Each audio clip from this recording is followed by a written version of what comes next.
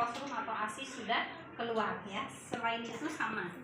Nah, pada bagian ibu postpartum, cara mengkaji diastasis rectus abdominalis itu adalah dari bagian umbilikus sampai processus xiphoideus. Nih, sampai sini. Kalau ibunya mengandung 2 janin atau anak kembar lebih dari 1 ya, biasanya akan kita temukan diastasis rectus abdominis. Apa sih Bu diastasis rectus abdominis itu? Peregangan pada abdomen ibu postpartum.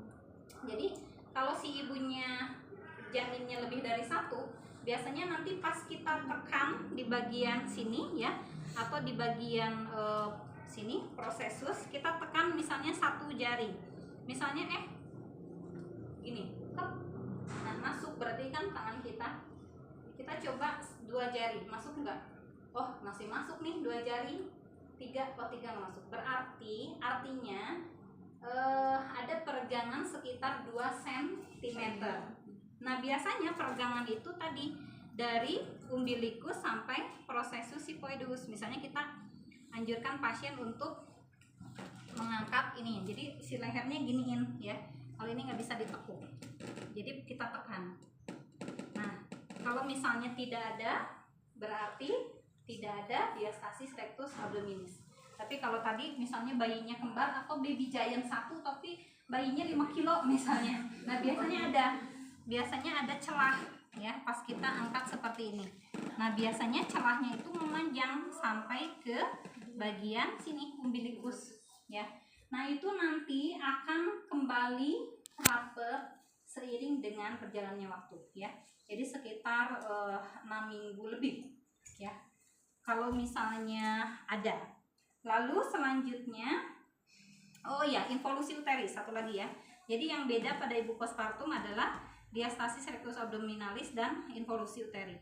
Nah kalau involusi uteri, teman-teman tinggal laba aja seperti ini si perutnya. Kalau misalnya teraba keras ya, artinya uterusnya itu diem aja, rahimnya tuh diem aja. Jadi kita harus masase tuh dipijat lembut seperti ini, biar apa? Biar uterusnya berkontraksi lagi ya.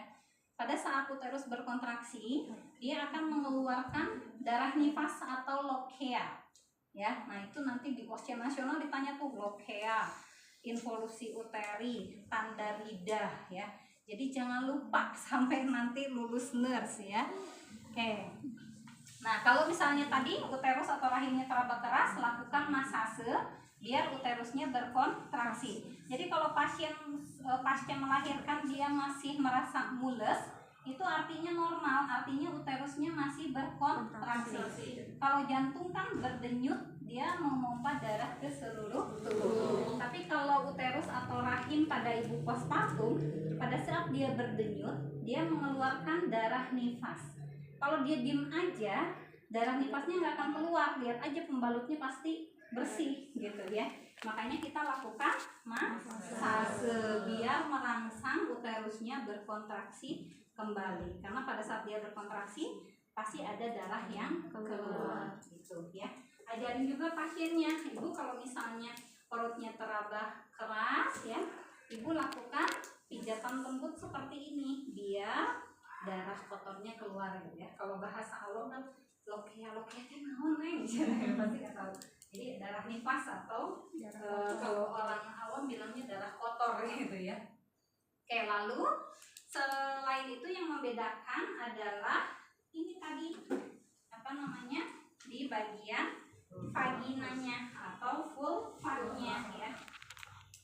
Nah kemarin di soal pelatihan OSCE saya pas dapatnya nguji yang vulva hygiene, dan di soalnya itu peserta harus mengkaji tanda lidah.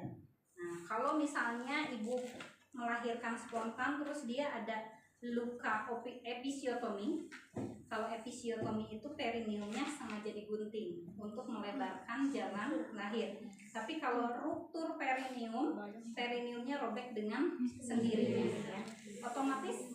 Otomatis kan dia pasti di hacking, dijahit ya. Nah yang harus kita kaji tadi tanda lidah. Nah saya udah jelasin juga di PPT postpartum tahu, nanti silahkan dicek lagi ya. Jadi teman-teman tuh harus ngejelasin tanda rida itu tanda infeksi. R-nya itu singkatan dari redness. Redness itu ada kemerahan atau tidak pada luka episiotominya ya.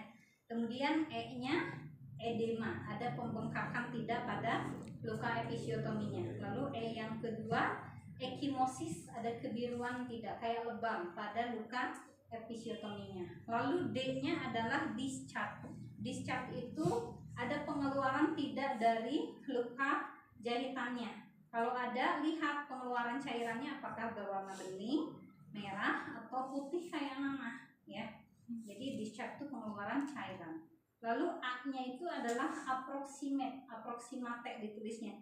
Approximate itu perlekatan jahitannya. Jahitannya merekat tidak, karena pernah ada kejadian ibu postpartum 2 jam setelah melahirkan mau ke kamar mandi kepleset, approximate-nya atau perlekatan jahitannya meregang sehingga harus kita jahit ulang ya. Jadi lihat tadi apa? Redness, R-nya apa?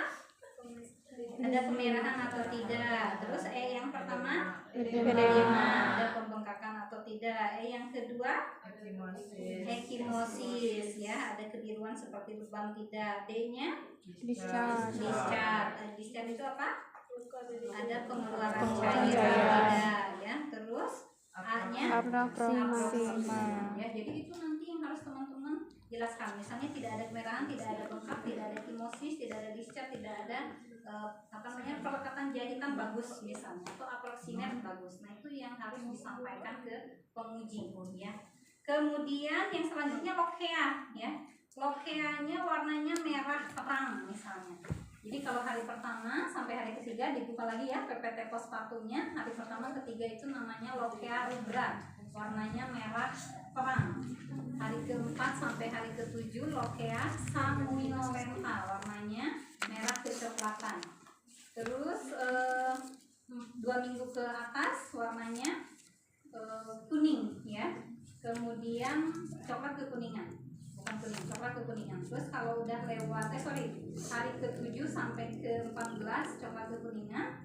Kalau udah lewat 2 minggu kuning sampai akhirnya bersih. Kalau teman-teman yang perempuan bisa membayangkan darah haid yang tadinya merah terang jadi merah kecoklatan, coklat agak kekuningan ya, kuning-kuning samar-samar sampai akhirnya bersih. Nah begitupun dengan lokea. Nah itu aja ada di uji kompetensi ya. Jadi teman-teman harus kenal tuh sama si lokea rubra, lokea sanguinolenta, lokea serosa, dan lokea alba ya. Oke, jadi itu nanti yang harus dijelaskan ke penguji. Kalau hari pertama misalnya di skenario kasusnya postpartum 8 jam postpartum, oke berarti baru hari pertama, berarti lokeanya warnanya merah terang gitu ya. Oke, nah misalnya di sini tadi ada lokea ya. Kita bersihkan. Nah, di ujiannya itu kita harus membersihkan atau vulva hygiene atau perineal hygiene ya. Jadi caranya bisa kita duduk, bisa juga berdiri, tapi lebih enaknya duduk.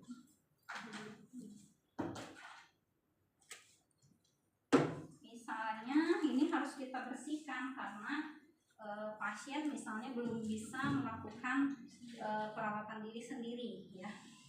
Nah kita cuci tangan 6 langkah, lalu pakai hands foot, kemudian kita pasang perlak. Ibu tolong diangkat bokongnya ya. Oke. Lalu kita dekatkan alat ya. Nah ini ceritanya udah dikasih aquabides atau NaCl ya. Kita dekatkan, kemudian kita dekatkan juga bengkok. Nah, atau bisa ini di sini ya. Terus kita duduk, yang nggak kelihatan boleh bergeser ya. Nah, jangan lupa dijaga ininya, jaga privasinya ya. Nah, kita selimuti pasien. Ya, yang nggak kelihatan boleh bergeser sampai kelihatan, karena nanti di oke nasional kalau nggak leopard pasti ini lupa hygiene. Nah caranya kita ambil 5 kapas sublimat, 1, 2, 3, 4, 5. Terus kita peras ya, kita peras. Nah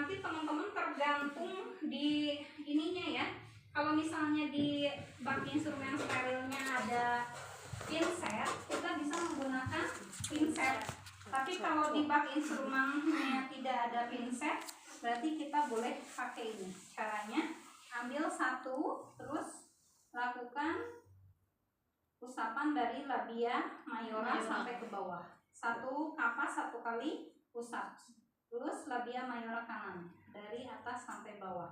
Lalu, nah ini labia minora ya. Labia minora kiri 1 kali usap. Labia minora kanan 1 kali usap. Lalu dari vestibulum sampai ke perineum. Kalau dalam nifas kan banyak ya, jadi nggak mungkin cuma 5 kapas. Jadi lakukan hal yang sama sampai benar-benar bersih, karena kadang ada darahnya yang udah kering tuh, jadi perlu beberapa kali kapas. Tapi intinya langkahnya seperti tadi ya, jangan sampai udah 1 kali usap push ini ya. Pokoknya 1 kapas 1 kali usap ya. Oke, setelah itu kita pakaiin pembalut. Nah, kemarin di OSC, di pelatihan OSC, di sini tuh ada celana dalam sama pembalut. Nah, ada laki-laki yang salah masang pembalutnya ya. Jadi laki-laki harus belajar masang pembalut. Siapa tahu nanti pas istrinya melahirkan harus dibantu masang pembalut ya. Jadi jangan bisa makainya aja. Oke. Nah, jadi yang rapatnya ditempelinnya di celana dalam. Nah, kemarin tuh ada cowok yang rapatnya di kebayang kalau ada bulunya ya. Oke ya.